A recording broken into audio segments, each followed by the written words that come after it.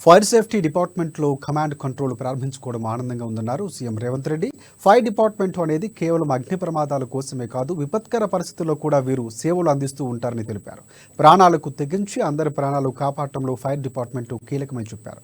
నానక్రామగూడలో నూతనంగా నిర్మించిన command control కేంద్రాన్ని ఆయన ప్రారంభించారు. ఈ సందర్భంగా ఆయన అభివృద్ధి విషయంలో చంద్రబాబు, వైఎస్ఆర్, కేసీఆర్ల పేర్లను ప్రస్తావించారు. గత పాలకుల అభివృద్ధి నిర్ణయాలు కొనసాగిస్తామని తెలిపారు. రాజకీయాలకు అతీతంగా వారు తీసుకున్న నిర్ణయాలు, అనుభవాలతో మా ప్రభుత్వం ముందుకు తీసుకువెళ్తున్నామని చెప్పారు.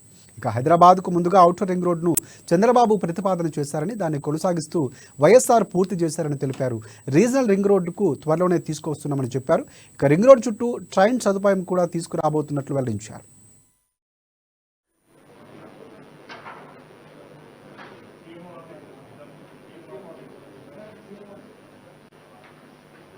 పది సంవత్సరాలు చంద్రబాబు నాయుడు, 10 సంవత్సరాలు రాజశేఖర రెడ్డి గారు, 10 సంవత్సరాలు చంద్రశేఖరరావు గారు.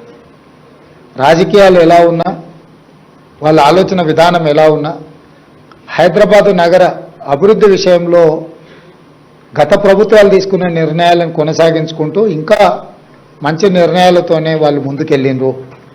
ఈ సాంప్రదాయం కొనసాగుతుంది. చాలామందికి కొన్ని అపోహలు ఉన్నాయి. ఆ అపోహలను చర్చించుకోవడం వల్ల ఏం ప్రయోజనం లేదు. గత 30 సంవత్సరాలలో ఈ నగరం ఎంత వేగంగా అభివృద్ధి చెందిందో, ఈ నగరం వేగంగా అభివృద్ధి చెందడానికి గత ముఖ్యమంత్రులు ఏ ప్రయత్నం చేసిండ్రో, వాళ్ళ ముగ్గురు అనుభవాల నుంచి పాఠాలు నేర్చుకొని కొత్తగా నూతనంగా ఇంకా హైదరాబాద్ నగరాన్ని అభివృద్ధి పదం వైపు వేగంగా నడిపించడానికే మా ప్రభుత్వం ప్రయత్నం చేస్తుంది.